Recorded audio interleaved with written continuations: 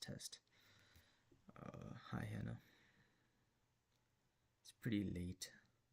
Sorry about that. Um, yeah. I'm just checking if the stream's working real quick.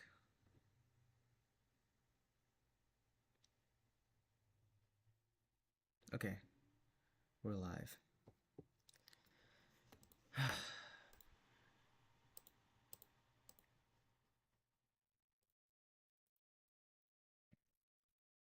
um, oh boy. I was thinking about if there's this kind of doctor where you could be 2 weeks on, 2 weeks off, like 2 weeks on call. Like I wouldn't mind like being on call if I had 2 weeks off. That way, like that, those 2 weeks off can be like me working on side projects, being with the family. Um, it's like those 2 weeks every month can be like huge, and they're back to back. It's not 1 week off, 1 week on, 1 week off, 1 week on. It's like a solid block of time to like travel, like you name it. For me, like man, I've been wanting to make music for so long.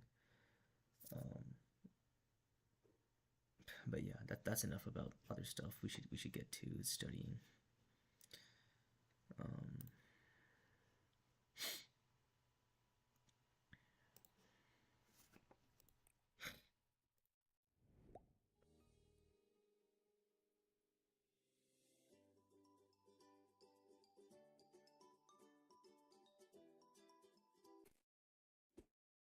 In this video, we'll be focusing on PDC, the pyruvate dehydrogenase complex, and the Krebs cycle. Let's start with a quick overview of cellular respiration. We know that cellular respiration is the oxidation of glucose to form carbon dioxide and water. Big oxidation reduction reaction, pulling the electron and water. Start with a quick overview of cellular respiration. We know that cellular respiration is the oxidation of glucose to form carbon dioxide and water. Big oxidation reduction reaction, pulling the electrons off a little bit at a time, stashing them on. this is being oxidized.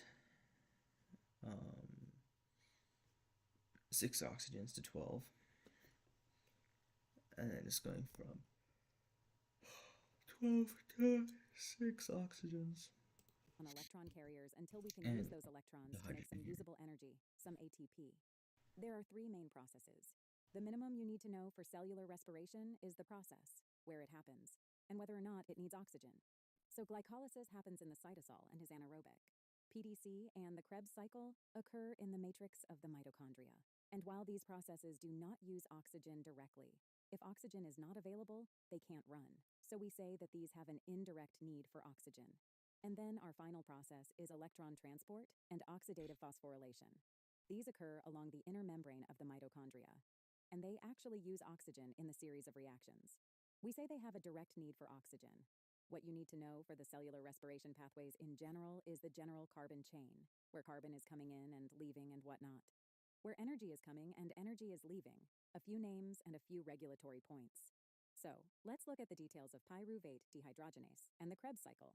What we really want to put Let's go back real quick. is Remember to leaving. mention. So, let's So look at the like this makes sense because it's in the cytosol. The glycolysis just use these enzymes to go from the glucose, the full glucose, to the pyruvate. It's just like a constant breakdown.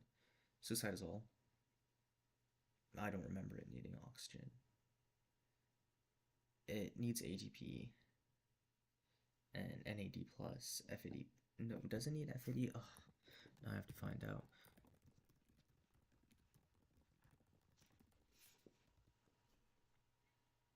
Yeah. Um, steps 1 to 6. ATP. It needs NAD, like one NAD for each BPG.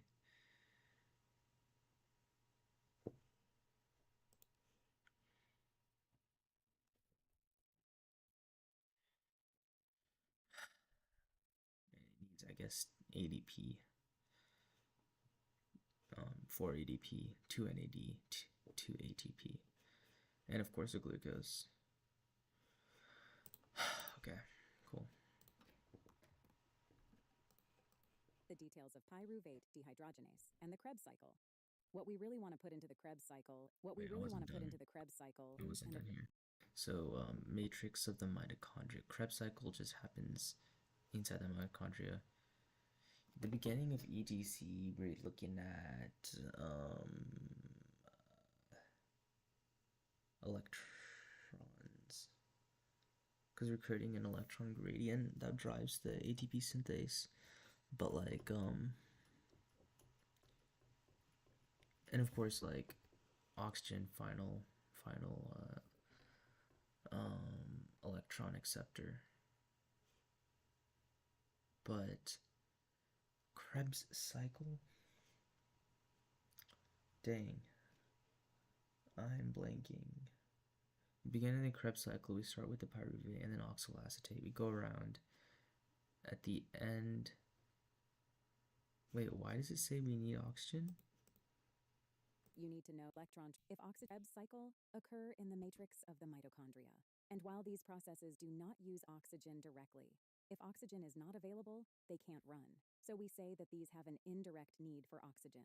And then our final process is electron transport and main, where carbon is coming in and leaving and whatnot. Where energy is coming and energy is leaving, a few names and a few regulatory points. So let's look at the details of pyruvate dehydrogenase and the Krebs cycle. What we really want to put into the Krebs cycle is a 2-carbon unit. But what we have at the end of glycolysis is a 3-carbon unit. So PDC, pyruvate dehydrogenase complex, the goal is to take that 3-carbon guy and convert it into a 2-carbon guy. Now, we already know the name of our 3-carbon guy's pyruvate. No, is it the 2-carbon, is it acetyl-CoA? Our 3-carbon guy, that is pyruvate. And the name of our 2-carbon guy is an acetyl unit.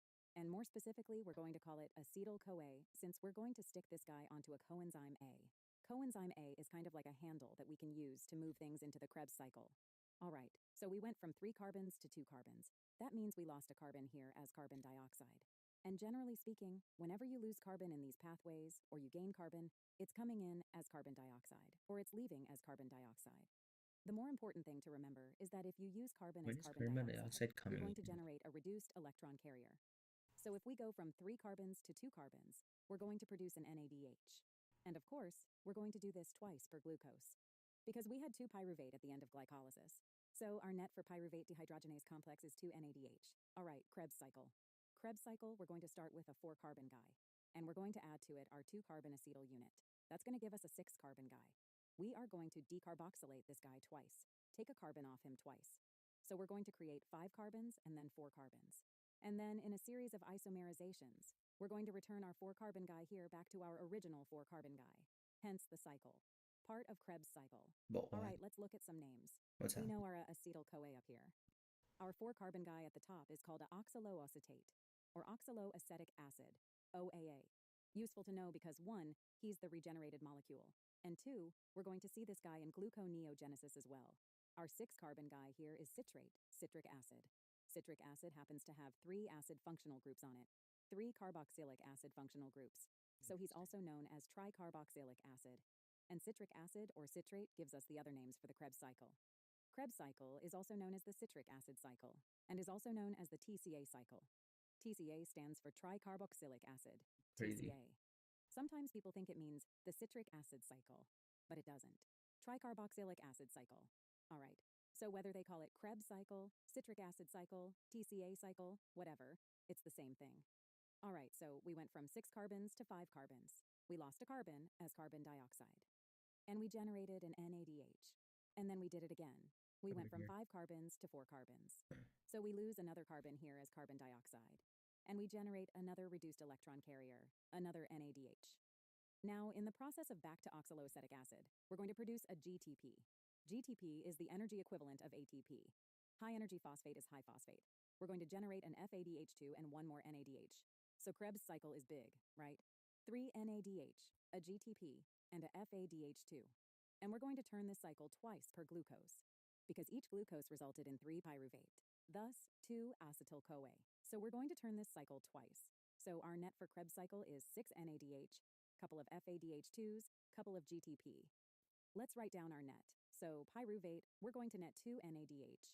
Krebs cycle, we're going to net 6 NADH, 2 FADH2s, and a couple of GTP.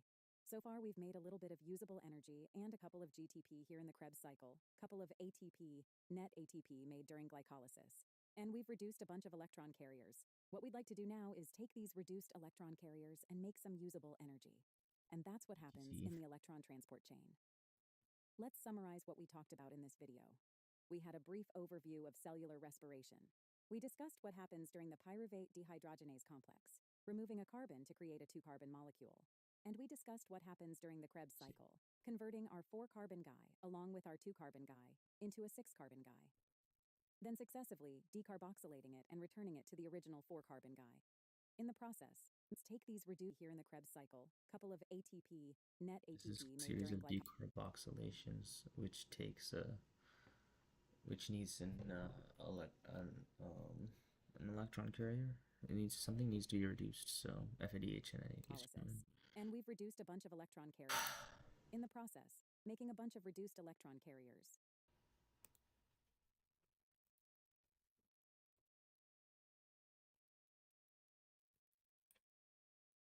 I need to study fermentation. 15 minutes, yo.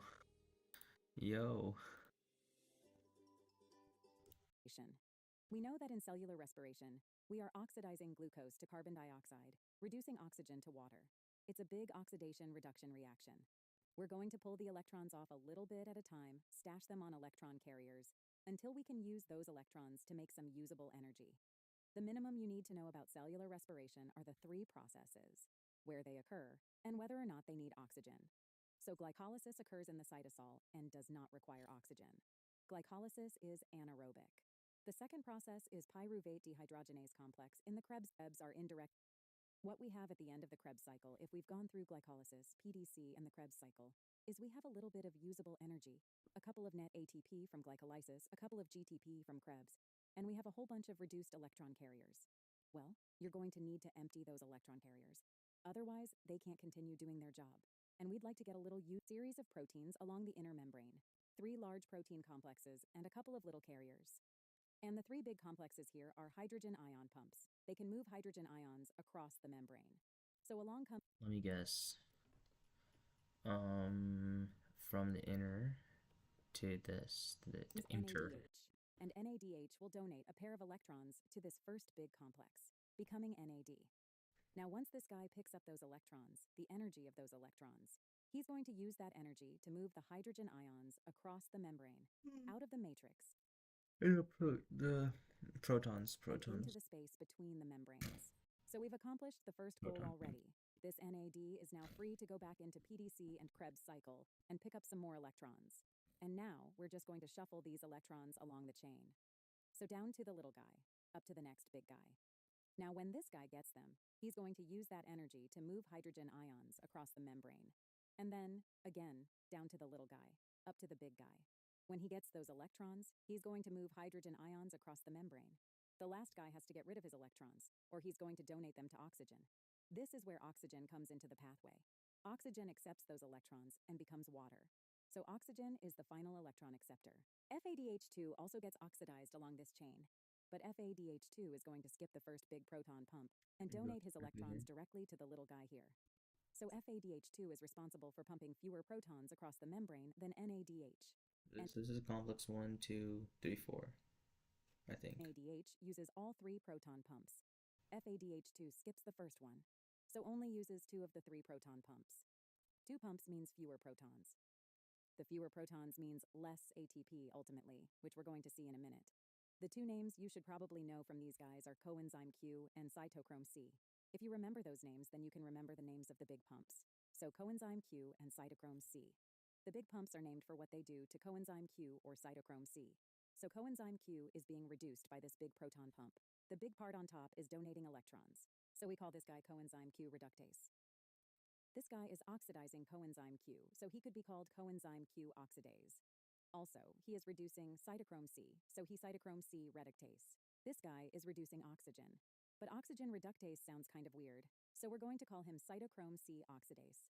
This first pump is also named for what it does to NADH. So this is NADH dehydrogenase.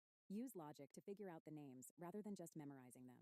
Memorize COQ, memorize cytochrome C. Use logic to figure out the other ones. So we are generating a proton gradient. We're pumping protons out of the Completely went matrix over my and head. into this space. Means fewer protons.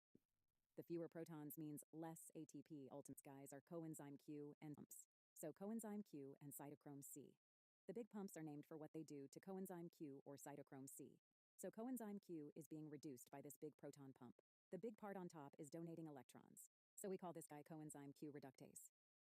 This guy is oxidizing coenzyme Q, so he could be called coenzyme Q oxidase. Interesting. Also, he is reducing cytochrome C, so Cytochrome he's C cytochrome C reductase. reductase. Okay. This Figures. guy is reducing oxygen. But oxygen reductase sounds kind of weird, so we're going to call him cytochrome C oxidase. This first pump is also named for what it does to NADH. So this is NADH dehydrogenase. Use logic to figure out the names rather than just memorizing them. Memorize COQ, memorize cytochrome C. Use logic to figure out the other ones. So we are Coenzyme Q reductase. No? generating a proton gradient rather than base. Cytochrome C. This guy is oxidizing coenzyme Q, so he could be called coenzyme Q oxidase. Okay. Also, he is reducing cytochrome C, so he cytochrome oxidase. Taking protons out of the matrix and into this space. The protons would really like to get back into the matrix, because everything wants to go from where there's a lot of it to where there is less of it. It moves down its gradient. However, these got to make an ATP half ATP. So we say that NADH. Oh my gosh, I need to know these numbers, bro. These half here ATPs. pumps out 4 hydrogen. Our second pumps out 4 hydrogen, and our last guy pumps out 2. So NADH2, the guy that uses all of the protein carriers, he pumps a total of 10 protons. 10 protons divided by 4 gives us about 2.5 ATP. So we say that NADH is worth about 2.5 ATP. Now FADH2 skips the first guy, so he's only responsible for pumping 6 protons. 6 divided by 4 is 1.5, so FADH2 is only worth an ATP and a half. Let's total all these guys up. We'll start here with PDC, because glycolysis has total about 4 gives us about 2.5 ATP. 2.5, FADH2 skips the first 4 is 1.5. He's worth about 2. So FA is up. We'll PDC. We made 2 NADH. 2 NADH times 2.5 ATP gives us 5 ATP equivalents. Krebs cycle. Krebs is 2.5 H6 protons, only worth an ATP and EC. 2P equivalent 6 NADH. Here to use proportionality. 2 times 3 is 6, so 5 times 3 is 15. Krebs cycle. We also made it hard to ATP. Krebs cycle, we made 6 NADH. Krebs cycle. Krebs is the big one. And Krebs cycle, we made 6 NADH. Right. 6 NADH times 2.5 ATP gives us 15 ATP. But 6 times 2.5 is kind of hard to calculate. It's much easier to use proportionality. 2 times 3 is 6, so 5 times 3 is 15. Krebs cycle. We also made a couple of FADH2s. FADH2 gives us another 3 ATP. And we made a couple of GTP. GTP is the energy equivalent of ATP, so another 2 ATP there. Yeah, one Glycolysis. In glycolysis, we made 4 ATP. Well, 4 ATP is 4 ATP, but we used up a couple of ATP to get things started, so we have to subtract that. Minus 2 ATP is minus 2 ATP. And in glycolysis, we made a couple of NADH. But here is the problem with the NADH from glycolysis. The NADH from glycolysis is hanging out in the cytosol, and the electron transport chain pretty much starts in the matrix. Let's go back to our So it last doesn't picture. actually Here make is the anything. NADH from glycolysis hanging out down here in the cytosol. I'm going to put a little G here so we know this is, or gly. This is NADH from glycolysis. And here's where the transport chain starts. So we've got 2 choices. We can either pump this whole NADH into the matrix and put it through the chain. Not a great plan, because we're still going to need empty NAD to keep running glycolysis. So a better plan would be just to oxidize the NADH out here in the cytosol, and then just move the electrons into the transport chain. And so that's exactly what we do. We're going to oxidize NADH out here. Yo, that's This crazy. NAD is now free to go back through glycolysis, and we're going to take those electrons and move them into the transport chain, How? dumping them off at coenzyme Q. In most cases, we're going to dump them off at coenzyme Q, which means that the NADH from glycolysis is the energy equivalent of an FADH2. They are entering the pathway at the same point. So the NADH from glycolysis is only worth an ATP, and a half. So 2 NADH from glycolysis gives us 3 ATP. Oh my Now, god. I said in most cases. There are some high-energy tissues that utilize a different shuttle system, and that shuttle brings the guys into NADH dehydrogenase, the first 8 plus 15, Why am I blinking? 23, 20, 23, 25, 29, 27, 30. Big pump, but that is the exception. And the MCAT does not test exceptions. Generally speaking, most tissues are going to bring those electrons into coenzyme Q, and this is where we're going to end up. So we total up the stuff. We've got 5 ATP, and 15 is 20, 23, 25, 29, minus 2 is 27. And 3 more gives us a big 30 ATP. 30 ATP if we are using oxygen, and if we are eukaryotic. Eukaryotes don't have, or prokaryotes don't have any of this problem here, because prokaryotes, everything is happening in the cytosol. So prokaryotes, everything is immediately available to the transport chain. You can think of the matrix of the mitochondria like the cytosol of a prokaryote. And theoretically, that's how they evolved. The prokaryote moved in and became dependent and became the mitochondria. So you can think of the matrix like the cytosol. So if everything is happening here, glycolysis, PDC, Krebs, whatever, everything is immediately available to the transport chain. So prokaryotes get an extra 2 ATP that eukaryotes do not get. So 30 ATP for eukaryotes, a big 32 ATP for prokaryotes. And again, this is if we have oxygen present. PDC, Krebs, whatever, everything is immediately available to the transport chain. So prokaryotes get an extra 2 ATP that eukaryotes. So you can think of the prokaryote moved in and became and you can think of the matrix of the mitochondria like the cytosol of a prokaryote. And theoretically, that's how they evolved.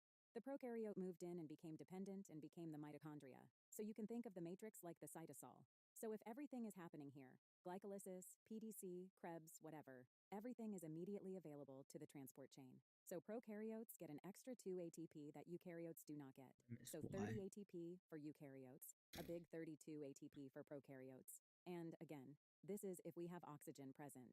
Now, if we don't have oxygen present, if we do not have oxygen present, then this last guy can't get rid of his electrons, which means that neither can cytochrome C, and neither can this guy, and neither can coenzyme Q, and neither can FADH2, or NADH dehydrogenase, or NADH. And if we can't regenerate these empty electron carriers, then we can't run PDC in the Krebs cycle. So these guys are out. And theoretically, we can't run glycolysis either, because we can't do this. But we found a way around it for glycolysis. So no oxygen means no electron transport or oxidative phosphorylation, no Krebs cycle, no PDC, and theoretically, no glycolysis.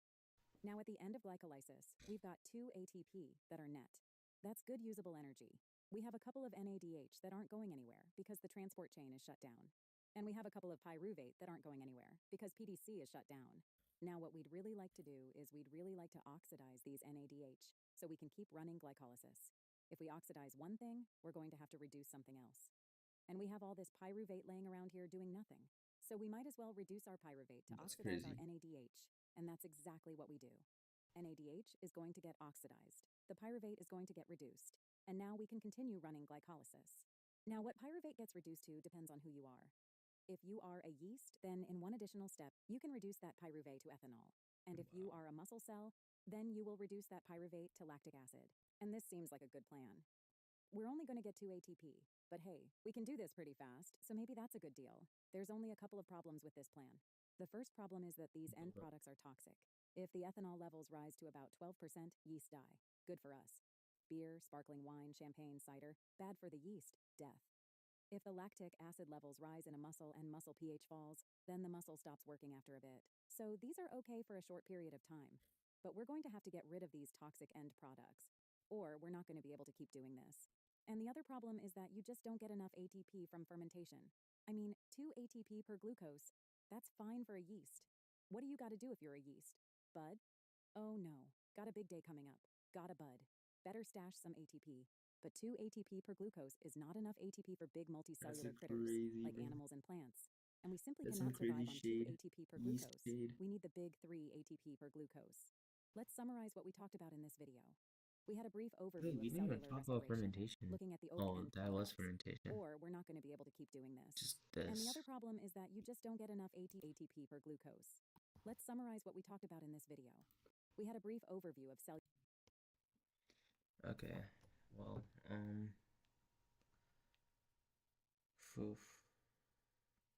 might wake up early in the morning tomorrow and then take these review questions. I might even do a passage as well.